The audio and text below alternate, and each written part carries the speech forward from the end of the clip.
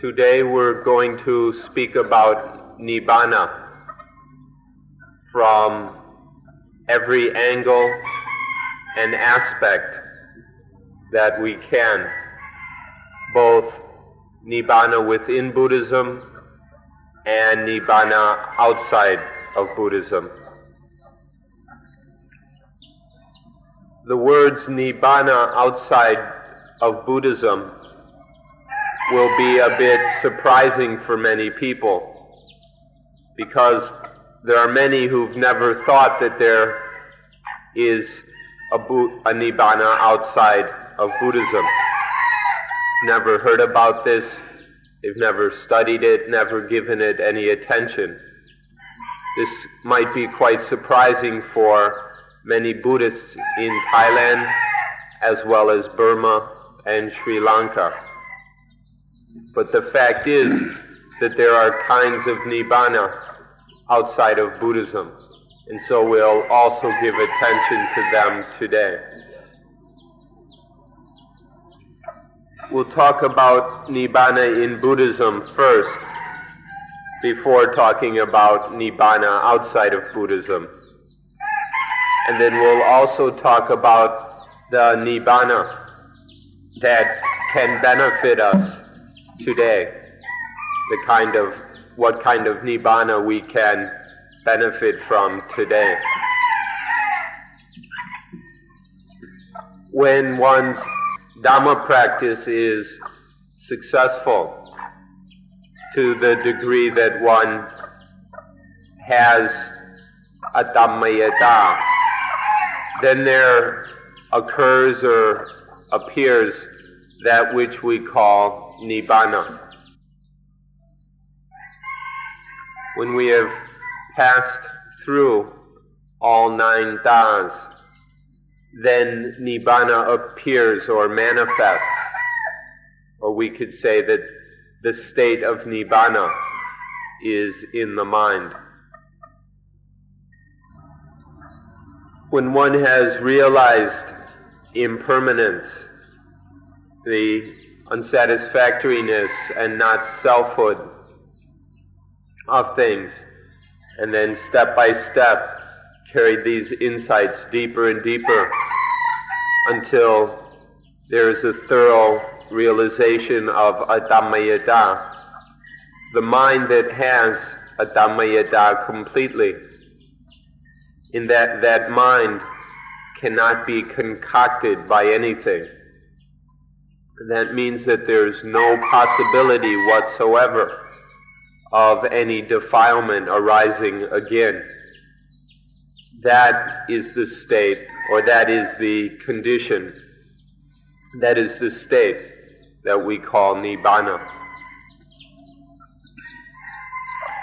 With a Dhammayata, it's the final stage, the final level of a Dhammayata that leads to the transformation of the mind, so that the mind enters Nibbana.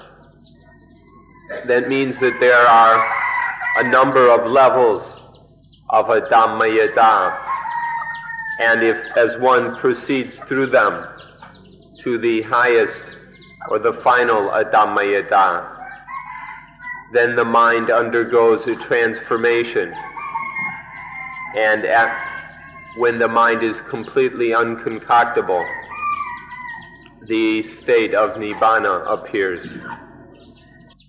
When we talk about the lower levels or the lesser Dhammayatas, the first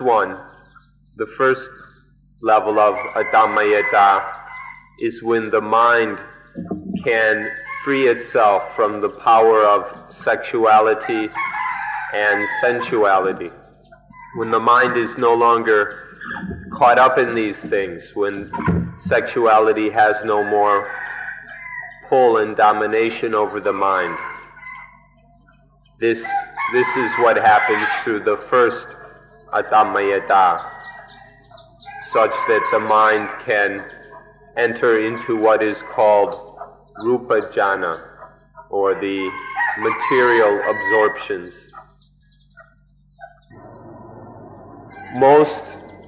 just about all people have minds that are very much dominated by sexuality and sensuality. This is a fact that we needn't do anything more than just observe ourselves and our friends and see how much sexuality dominates our thinking and behavior.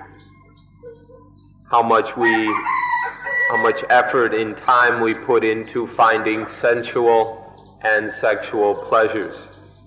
When one has studied and understood and realized all of the das, all 9 das, to the point of a Dhammayada, then the mind can free itself, separate itself from that pull of sexuality. And then the mind lets go of the objects of sensuality and moves up to a level where it is only interested in material objects, but in a non-sensual way. This is called often the realm of fine materiality, where the mind is still involved with material things, but there's no longer a sensual or sexual quality to it.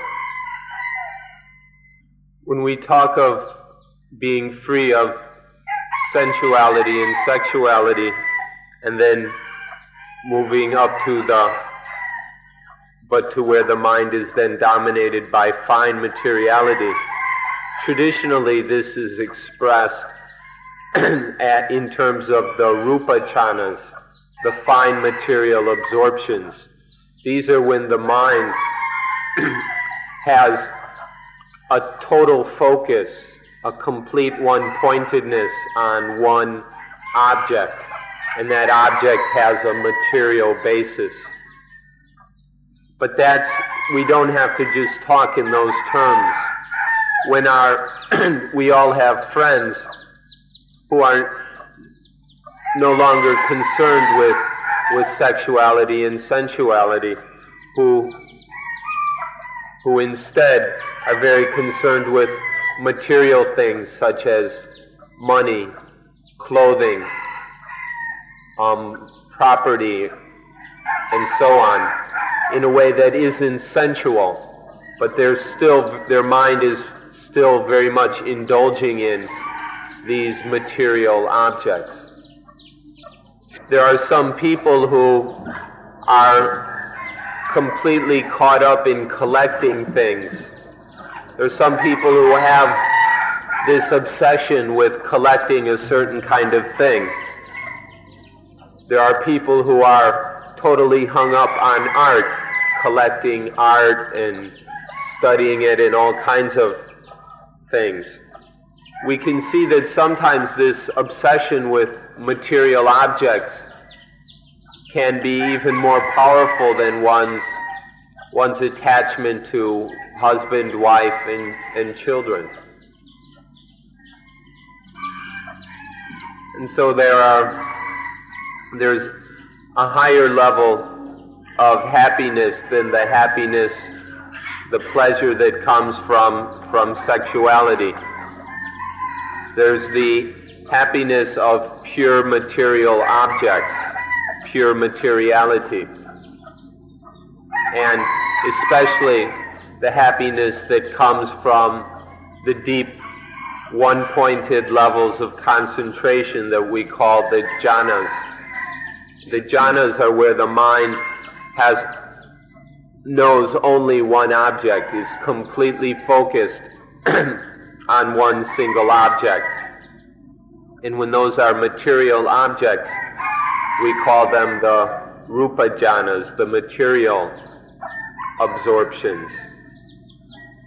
And the happiness that comes from these deep levels of concentration is a higher degree of happiness than comes from sensuality and sexuality. In the in the Pali scriptures that we study, there's a place where it says the Adhammayada that is for abandoning the first jhana, or the first absorption, is something which the exalted Buddha has, the exalted one has proclaimed or has explained. And then the Adhammayada, which is for abandoning the second jhana, is something that the exalted one has explained. And the Adhammayada for abandoning the third jhana is something the exalted one has explained.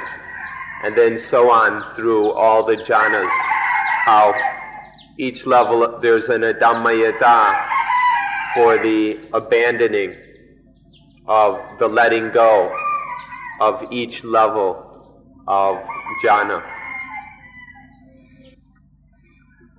And then one can proceed abandoning each of the material jhanas until reaching the immaterial jhanas, which are similar in that they're very deep and refined states of concentration, but they have immaterial, non-material objects. And one abandons these up until the highest of the jhanas, the highest immaterial jhana or arupa jhana, which is called Neva Sanyana Sanya Ayatana, the experience that is neither perception nor non-perception. This is the highest state of concentration that can be achieved. It's what Prince Siddhartha learned from his last teacher, was this very refined state of concentration. And then eventually the Buddha was able to let go of that, abandon it completely through the highest Adhammayada, and in so doing realized Nibbana. There's a very well-known discourse of the Buddha called the Brahmajala Sutta, and in this he discusses many of the wrong understandings that are common in human thought. And in there appear a number of misunderstandings about Nibbana. For example, there are often people who take sex and sexual pleasure as being Nibbana. And then there are others who take the first absorption, the first material absorption, as being Nibbana. Others have taken the second material absorption as being Nibbana, and others the third, others the fourth. There are some who take the first immaterial absorption, that of the experience of infinite space. This is sometimes taken as Nibbana, and so on through the experience of infinite consciousness, the experience of infinite nothingness, and then the experience that is neither perception nor non-perception. All 8 of these absorptions have also been misunderstood as being Nibbana. We can say that all of these Nibbanas arise from Adhammayada. Each of these Nibbanas has its corresponding Adhammayada, that through which each of these Nibbanas appears. And so there are all these these levels of Nibbana until the Buddha appeared and realized the highest Nibbana, the genuine Nibbana and this occurred through the highest Adhammayada. And so each kind of Nibbana has its corresponding Adhammayada.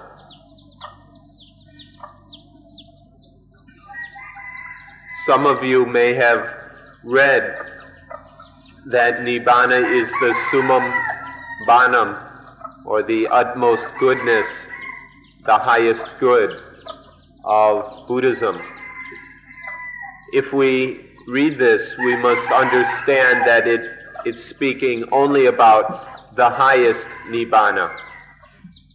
If we're talking about the highest good, or the utmost goodness of Buddhism, we are only talking about the highest Nibbana, and not the other Nibbanas which other people have taken as the highest. This is because every creed and every religion has its summum bonum. All religions have something as their summum bonum, but these themselves may differ in degree and in quality. So those who take sexuality as Nibbana, that means that sexuality is their summum bonum. And those who take the first material absorption as Nibbana have that first absorption as their Nibbana, and so on through the other stages of lesser Nibbanas. For example, we can talk about the words having a good time. Or the fools have very low things as their summum bonum, and then intelligent people have much higher things as their summum bonum.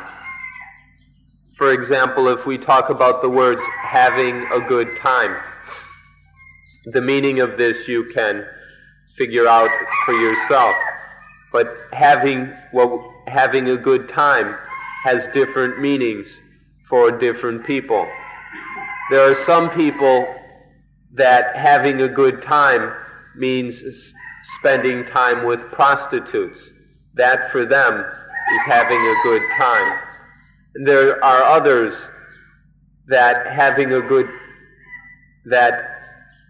being with God is what they call having a good time. So something as simple as having a good time has many different levels. Even the people running around in the forest without any clothes, the tribal peoples or whatever, even they have something which satisfies them the most, which makes them the happiest. And so that for them is their Nibbana.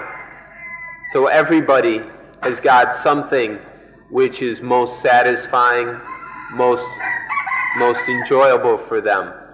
And that for them is their utmost goodness, or their Nibbana. And there are various levels of this up until the highest level, the Nibbana that we find in Buddhism. So then, Nibbana doesn't mean death. Some of the foolish people whose minds are on one of the lower levels, where their idea of Nibbana is much lower, think that Nibbana, the highest Nibbana, means death. But this is incorrect. Nibbana means coolness, means cool or coolness. Nibbana is quenching, not extinction. This is a common misunderstanding, but that Nibbana Nibbana means death or extinction, utter oblivion. But Nibbana properly means coolness, means quenching. One fact you need to understand is that the technical terms of Buddhism, of all religions, must be borrowed from the ordinary terms of regular people. To speak about Dhamma, speak about spiritual matters, we have to borrow the language of ordinary actions and ordinary life, which is very much based on material things. And so we have to borrow the ordinary terms to create our technical terms. And so the word Nibbana, coolness, has been borrowed from just the ordinary word for cool, and for things cooling down. So we'll study the history of the word Nibbana and see how it's been used over the years, how it's been used in terms of material things, how it's been used about animals, and then how it's been used in terms of people. First with some material objects, when charcoals or wood is burning so that they have many flames, when those flames go out, when those flames disappear, that is called Nibbana. Or when soup or rice porridge has just been cooked and it's still too hot to eat, then the cook says, wait a moment, wait a little while until it Nibbanas. Let it Nibbana first. Or another example is with the goldsmith. And the goldsmith has been using his bellows to keep the molten gold hot, and then pours it into a form. Then the word is used, he has to cool down the gold that's in its form. He cools it down by sprinkling water. And this cooling the gold is called Nibbapaya, which is making it cool. And this is a word that has the same root as the word Nibbana. Or an example about animals. When a wild animal, such as an elephant, a tiger, or a lion, has been captured from the forest and then well trained, when it's been trained so that it's not at all dangerous anymore, when all the wildness has been calmed down, then that animal is said to have been cooled.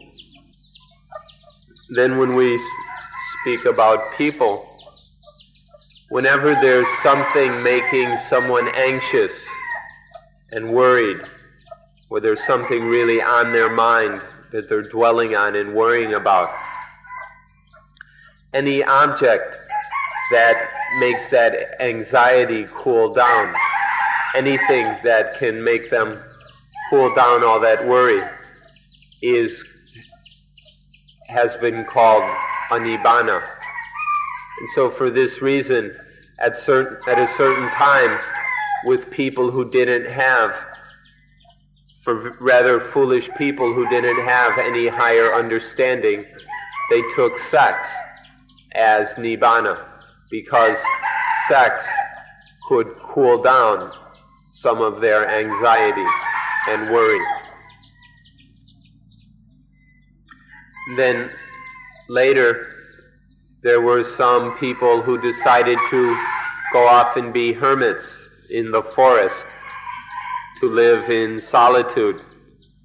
And they decided to give up this idea of sexuality as Nibbana. They gave that up. And they discovered the first absorption. And they said, oh, this is much better. And they took that as their Nibbana. Then there were other hermits who were smarter, who had a higher understanding, and they discovered the other absorptions. And so some took the second absorption as Nibbana, or the third, or the fourth, or the material, or the immaterial absorptions as being Nibbana, up until the.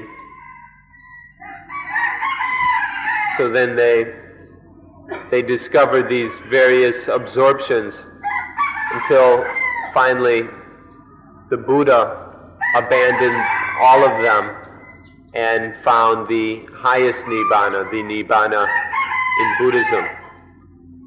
So then this is Nibbana in all aspects, from all angles, both Buddhism, or both Nibbana in Buddhism as well as Nibbana outside Buddhism. And so these are various ideas or understandings of Nibbana. These lower understandings of Nibbana still are current among ordinary people. And so many people still use the word cool in ways that are less than the highest Nibbana. And so we find a very similar word used for very ordinary kinds of coolness. This word is niputi. There's a passage in the Pali scriptures where a young woman from the Sakaya clan, the same clan as the Buddha, saw Prince Siddhartha approaching, and this was the first time she had seen him. And when she saw him, she said that if he's whoever his mother is, she will be niputa, which means is the feminine form of one who is cool, or one who has niputi. And then whoever's son he is, that man will be niputo, which is the masculine form of one who has nibuti, one who is cool. Whoever his wife is, she will be niputa. So this is a very common use, very ordinary use of the word coolness or nibuti. And so the word, this word coolness has just completely ordinary meanings like this also. And this word is still used even in Thailand when people request the 5 precepts, the 5 moral trainings. At the end of this, there's the word silena niputing yanti, which means that morality leads to niputi, leads to coolness. The goal of keeping morality is coolness. And so Buddhism has borrowed this ordinary term and used it in regards to the highest thing, the highest reality in Buddhism. But not only Buddhism, but many, many different creeds and sects at that time have also used this word. So although the word is used by many groups, it's used in common by many, the meanings differ according to the experience of the founder of each sect or creed. But still we find this ordinary word than used in a spiritual sense on various different levels. And this point is demonstrated by examples such as once a man came to the Buddha and asked the Buddha to explain your Nibbana to me. This shows that there were many versions or many understandings of Nibbana, to the degree that this man had to specify your Nibbana or your understanding of Nibbana. Please explain this to me. Then there were some sects or groups that used other words for their highest thing. For example, some used the word Gaiwalya or Gaiwalyata, Gaiwalya or Gaiwalyata, which basically means wholeness or totality. This was used by some instead of the word Nibbana to refer to what they understood to be the highest thing. There were others who used the word Brahma or Parama Brahma, which means Brahma or the supreme, the highest Brahma. And this is very similar to the way Nibbana is used once again, because it means the highest or the highest thing. And then there were others who used the word Paramatma or Paramatman, which means the Supreme Self, because these were groups that held that there is a self, and so they called the Supreme Self was their term for what Buddhists call Nibbana. But it's kind of funny that in Buddhism we take being without self as Nibbana, as the highest thing. So we could see that all these sects and creeds and religions had something as their highest thing. Many of them used the word Nibbana, others used other terms. But without exception, each of them had something that, according to their own hopes and desires, was the thing they were aiming for. So all of them had something as their goal, their highest thing. Many of them were called Nibbana, even though Nibbana with various different meanings. And so this is Nibbana on many different levels, with many different meanings and understandings. Now I'd like to discuss something which you probably haven't paid much attention to, something that ordinary people don't have much interest in. This is what I like to call natural Nibbana. If we hold to the principle that Nibbana is coolness, that Nibbana is coolness when the fires of the defilements aren't burning, then whenever there are no defilements, then Nibbana appears naturally. We call this natural Nibbana. Whenever there are no defilements, whenever the mind is cool because of the absence of defilements, we call that natural Nibbana. Now this natural Nibbana is not something that is given a lot of attention in spiritual circles, because it's not something that human beings do for themselves. It's not a result of our spiritual practice.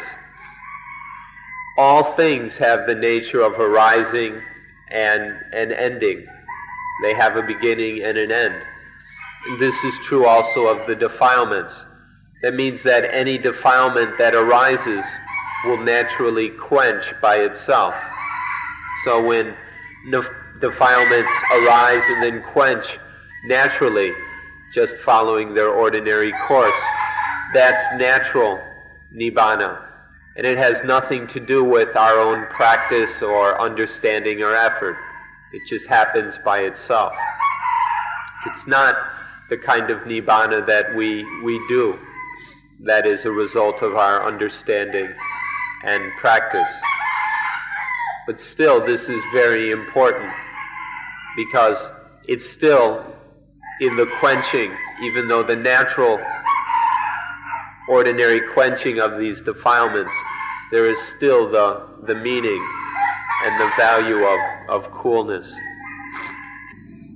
There's a natural secret, a secret of nature that everyone should know. In Pali it goes,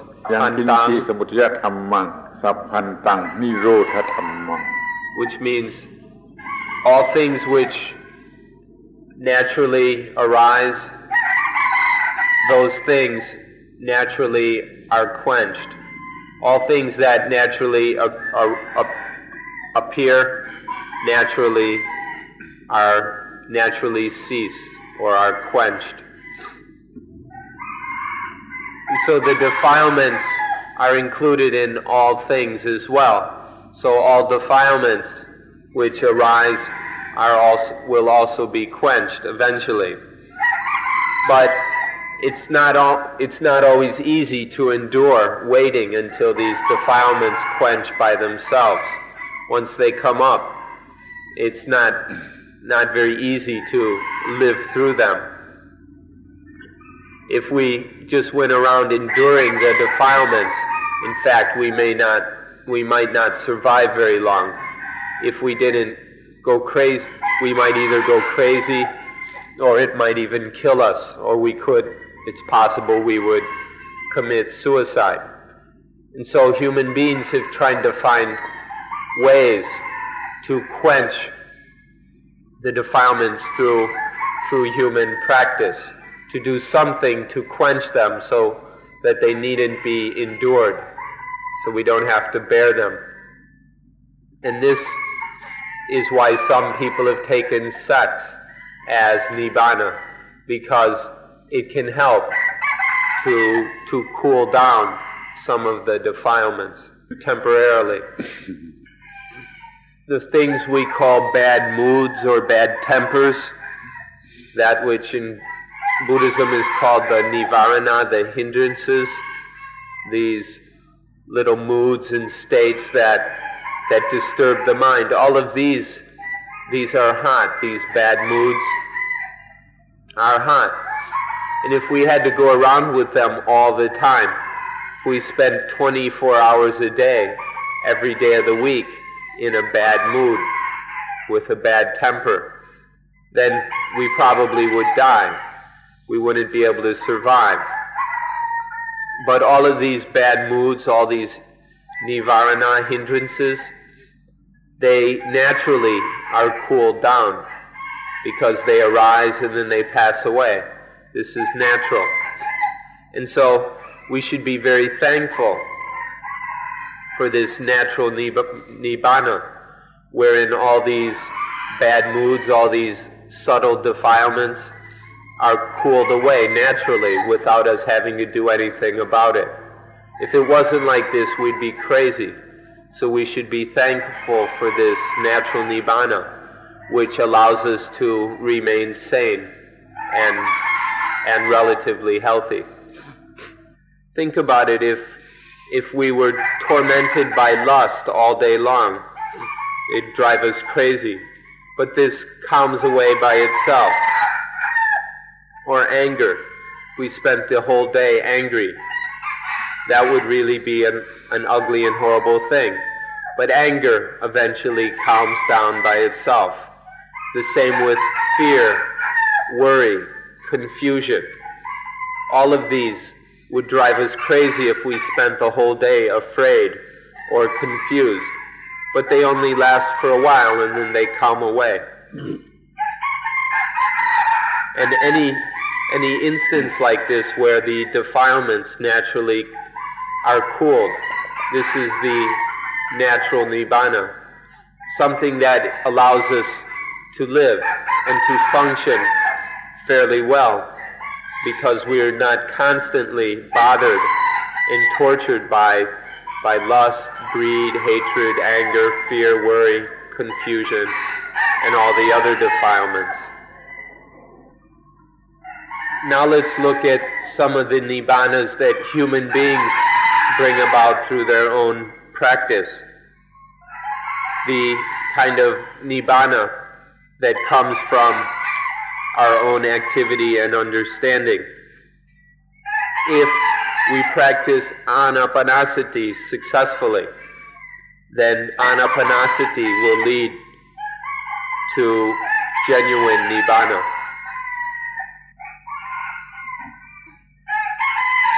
When one practices anapanasati up until the last stage of the practice, which deals with seeing the natural truth of things, then this leads to seeing the impermanence of things, the unsatisfactoriness, and not selfhood. We see the three characteristics.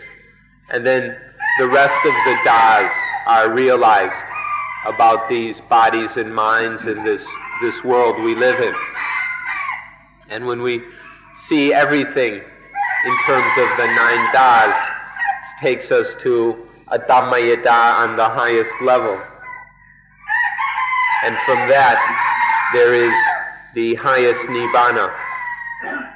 The Nibbana that is where the defilements are cooled and quenched completely. Genuine Nibbana appears when there is a Dhammayata on the highest level. And don't forget that a Dhammayata means that nothing whatsoever can concoct that mind. That mind where nothing can stir it up, cook it up, or affect it in the least way. That's the mind that has a Dhammayata. And so remember those, what we've said a few times, the young woman who has a Dhammayata, there's no man who can hook her. For the woman who has a Dhammayata, there's no man that can trick her and hook her. This is what we mean by having a Dhammayata, the mind that is completely unconcoctable. And when there is this highest Dhammayata, then there appears genuine Nibbana. So the Nibbana in Buddhism goes beyond sexuality, goes beyond the material absorptions, and goes beyond the immaterial absorptions, goes beyond all the rupa and the rupa jhanas. Then there is the true, genuine, highest Nibbana. This is just a natural thing. There's nothing really supernatural about it, although this Nibbana is beyond all the lesser Nibbanas. There's nothing supernatural about it. It's natural, it's just a natural essence, what we call a dhatu. So we can call it the Nibbana dhatu. It's always there, already there in nature. We can study this matter and make some inferences about Nibbana by looking at some material examples. Take, for example, one fire, where a wood fire, where the flames are quenched, but the wood still remains. And another fire that is completely quenched, and there's no wood remaining. What about these is the same, and what about them is different? We can compare these two to help us understand what is meant by Nibbana. And so, in Pali, in the Pali language, we have two words. We have the word sa upadisesa nibbana dhatu. we just mentioned that Nibbana is a dhatu. That means a natural essence, a reality that already exists in nature. This is what we mean by dhatu. So Nibbana is a dhatu, but there are two kinds of Nibbana dhatu. There's sa upadisesa Nibbana dhatu, which is like the first fire, where all the heat is cooled down, but the fuel is still remaining. This is what sa upadisesa means, with fuel remaining. So the Nibbana where the fuel still remains is the first kind of Nibbana. Then there's the second anupadisesa Nibbana dhatu, which means with no fuel remaining. There's the wood, there's none of the wood, none of the fuel left.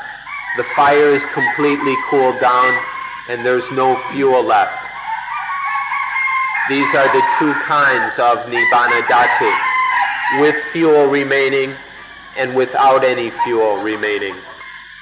In these two words, there is the word upati, which we've been using as firewood, or upati means firewood or fuel. But it's often translated in various ways in Thai, and it's quite difficult to translate. But it's often used in the very mundane sense as fuel, or especially in those days, firewood, because that was the main fuel used. So upati means this basic fuel or fire. To translate it is something like cause or something wouldn't quite be correct. Or sometimes it's translated as something like a seed or germ, and that's not quite proper either. It's best if we just stay with the word fuel. And so there's the Nibbana where fuel remains, and the Nibbana where there's no fuel left. What this means is that there is fuel.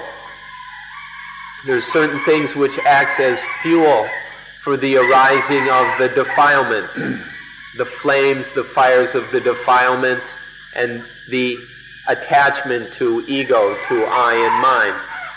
There's a fuel for this. Now there are certain awakened beings or arahants. Some arahants have completely cooled down all the fires of greed, hatred, and delusion. There's no more attachment to I and mine. But still they feel some of the fuel. And this fuel is the sense of positive and negative, where some awakened beings, some arahant, still experience things as positive and negative. And so this fuel remains, but it isn't allowed to, it doesn't go and bring up the defilements or ego. But there are other arahants who are completely cool. That means that even this fuel of positive and negative has been cooled away. So for some awakened beings, there's no sense or feeling that things are positive or negative at all. And so this second arahant there's no way the second arahant feels any positiveness or negativeness. There's nothing that is experienced as positive or negative. And so this awakened being is completely cooled, completely quenched. There's not even any fuel remaining. The fire is gone and all the fuel is gone as well. So there are these two kinds of Nibbana. There's the Nibbana where the fuel of positive and negative is still there, but there's no way that it can concoct up the defilements concoct ego and attachment. Then there's the second kind of Nibbana, in which the fuel is completely gone, and everything is cooled. The defilements are cooled, the ego is cooled, and even the fuel of positive and negative is cooled. The second kind of Nibbana is cooler, is calmer. These are the two highest Nibbanas. The Nibbana as it's understood in Buddhism. Now we should also let you know that there are people who explain things in a different way, and they're welcome to understand things however they wish. But this is how we understand Nibbana. And so there's the fire that's cooled down but still has fuel remaining, and there's the fire that's been cooled down and there's no fuel remaining. And then what about all of us sitting here with these fires blazing up all the time, and there's lots of fuel? We're still having these strong feelings of positive and negative, and then the defilements are blazing forth in positive and negative ways. So not only are our fires shooting up as we sit here, but we keep adding fuel to the fire also. So we're still all caught in this positive and negative, and all our fires are blazing up and around all the time. So we ought to make a little comparison between our current situation and the Nibbanas, where the fire has cooled down completely. Now we're going to summarize all the different angles and aspects of Nibbana. First thing we'd like to point out, very important fact, is that Nibbana has nothing to do with death. What good would Nibbana be if we died? If there was Nibbana and then we were just dead, it would be of absolutely no meaning or benefit in any way. Nibbana is useless for a dead person. But Nibbana has nothing to do with death. And so it happens while the life is still living. Nibbana appeared way before any religion appeared. Before we had any religions or spiritual ideas or anything, the earliest human beings in the forests and caves still desired coolness. They still needed coolness. And so Nibbana appeared way before any religion did. Then once people had various means of cooling things down, then this was the first religion on the most primitive level. And then religion evolved, finding more skillful, more successful ways of finding coolness, until this evolved to the highest level, as we've been describing, where all the fires can be completely cooled in the highest Nibbana. And we've also explained how Nibbana is originally just an ordinary common term used around the house and home. And this has been used in various ways. We can use Nibbana regarding material objects which were hot and then have cooled down. We can use it about wild animals that have been tamed. We can even use it in the meaning of certain fools who use it in a very crude and coarse way, and then higher and higher meanings until the highest. And so this ordinary word Nibbana has been applied on very, very different levels. It has many different meanings. or can be used with many different meanings. Something that's most marvelous about Nibbana is that it's an instinct. We instinctually desire coolness. The living being instinctually seeks coolness. If we put our hand in a fire, we immediately withdraw it without having to think, because the organism instinctually seeks coolness. This is a natural fact that is truly marvelous, that in seeking Nibbana we don't have to go against our most fundamental instinct, that Nibbana is a natural desire. Coolness is a natural instinct of living things. So heat teaches us to want coolness, and dukkha teaches us to seek the quenching of dukkha. This is completely natural, that nature, that life teaches us in this way. And so we ought to be very grateful to life and to nature, that it teaches us, that it naturally points us in the direction of Nibbana. And then not only that, provides us with natural Nibbana, and that full Nibbana is always there, ready to be discovered. Further, it's a science. This is all a science of Nibbana. But this is a science that nobody's interested in. But it's the whole methodology, the whole approach is scientific. One can directly verify these facts for oneself using a truly scientific approach. We don't need a hypothesis or anything. All we have to do is perform the experiment. If we take out the fuel, the fire goes away.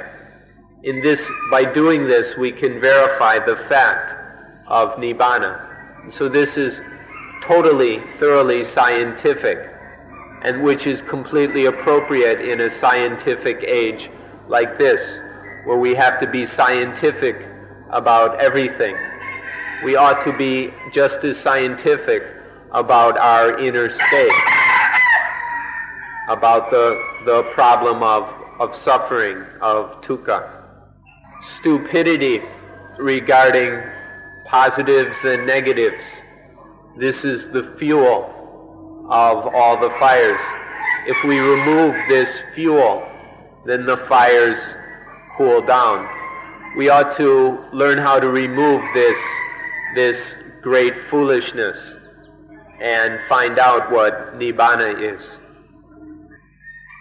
Don't give anything the values of positive and negative. This is the method to avoid all the fires. This is the way to keep life from burning itself. Don't give anything. Don't fall into the stupidity of giving anything the values of positive and negative. And now we come to the last fact, or last truth. And this is one that we should be grateful to impermanence. We should have nothing but thanks for impermanence. Because of impermanence, there's the possibility of change from dukkha to the quenching of dukkha. There's a possibility of all the pain and misery changing. If there wasn't impermanence, if everything was permanent, then there'd be nothing but permanent dukkha. So we should be most thankful for impermanence that provides the possibility for the ending of dukkha, for the elimination of dukkha. As we said earlier, impermanence is the stream of evolution. It's the stream of evolution that we're all a part of. If there was permanence, there would be no evolution, no development. It's only through impermanence that there is development from the child to the teenager to the adult. So you might say that this is looking at impermanence in an optimistic way, which is wise. There's no reason to only look at impermanence in a pessimistic way. Now we should look at some of the misunderstandings we have about the thing we call Nibbana. The first misunderstanding is that Nibbana is death, or that we must die over and over again through many lives until we can find Nibbana. This understanding is totally incorrect. Nibbana can only be found here and now.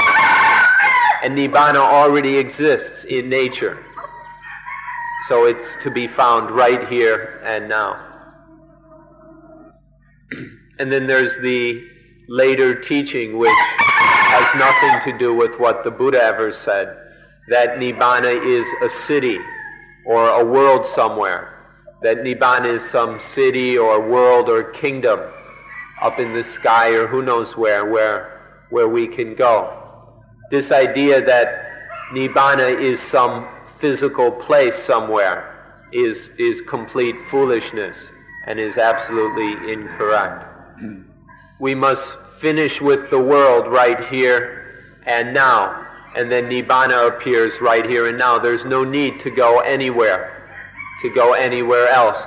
Just eliminate all worldliness right here and now, and then there is Nibbana immediately, instantaneous. Or there's a word in Thai that comes from the Pali, and when people use these words without understanding their proper meaning, they get very confused. So sometimes people talk about either the villagers or sometimes even the monks in the Dhamma chairs talking without knowing the Pali words that they use. They talk about the Uttara world, the Uttara world. Udon is the Thai for Uttara, which means, in one sense, means northern, but in the other sense it means above. So the direction above, of course, is the north. But people who don't understand the way these words are used, when they talk about beyond the world, they end up talking about the north, someplace up north up there. And so they're totally confused about what Nibbana is. Another misunderstanding is that Nibbana can't happen in this time and age, that this era is inappropriate for Nibbana, that Nibbana has no place in this modern world of ours, that we're unable to realize it or something like that. This understanding is also quite stupid, because in a world where there's so much suffering, pain, and dukkha like this, then there's there's an even more important relevance for Nibbana. In a world wherever there is dukkha, there is the need for Nibbana. And we've got more than enough dukkha in this modern world of ours. And so Nibbana has a place here just as much as in any time or era. The biggest fools say that Nibbana is the enemy of development, when in fact Nibbana is the most important supporter of proper development. In fact, Nibbana is itself true development. Nibbana is the goal of all real development. How can Nibbana be the enemy of development when Nibbana is purity of mind, cleanliness of mind, when it's the calmness of mind, when Nibbana is a brightness and clarity of mind? Nibbana is a lightness and activeness, mind that is very light, flexible, and active, a mind that is very cool, very clear, very cool, and a mind that is completely free. When this is what Nibbana is, how could it be the enemy of development? And the results of Nibbana are the end of all heaviness and all burdens, the end of all bondage, all chains. It's the end of all pain, all dukkha, and it's the end of all problems. So in short, Nibbana is quenching, it's not extinction. And Nibbana is the meaning of the peace that we want so desperately these days, although it might be a little bit more complete than ordinary people are willing to try for. But in material peace, mental peace, bodily peace, mental peace, spiritual peace, all of these are included in Nibbana. Or Nibbana is what the Christians call, or is what we could call the kingdom of God. But God here is not a personal, egoistic God, a God that's conceived in terms of I and mine. But God is something completely natural. God is here the highest thing in nature. And so the kingdom of this highest thing, this is the same as Nibbana. It's reached not by I and mine or by ego, but is reached through egolessness. And so we can all have Nibbana right here and now. If not the highest Nibbana, at least an appropriate level of Nibbana. And then this can be raised higher and higher until Nibbana is perfect. All of us can find Nibbana here and now, and that can be perfected in complete Nibbana. So don't settle for the Nibbana of sex, or the Nibbana of having positive.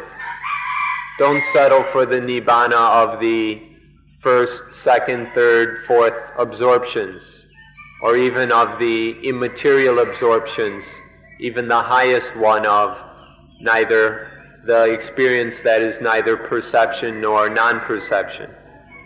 Don't settle for any of these lesser Nibbanas, but realize the true Nibbana, where the fire has been quenched completely and all the fuel has been cooled as well. The fuel where there's no more fuel, the Nibbana where there's no more fuel of positive and negative left. This is to be completely, thoroughly quenched in perfect Nibbana. So having Adhammayata from level to successively higher level will then bring Nibbana, will reveal Nibbana on successively higher levels as well. So may you all have Nibbana, that is coolness, on successively higher and more perfect levels. If you are successful in the practice of mindfulness with breathing, then there won't be any doubts that this will happen. Our time is up for today, and so we ask that we close today's meeting. Thanks for being patient listeners once again. If you still have some patience left, come back again tomorrow and we'll speak one more time.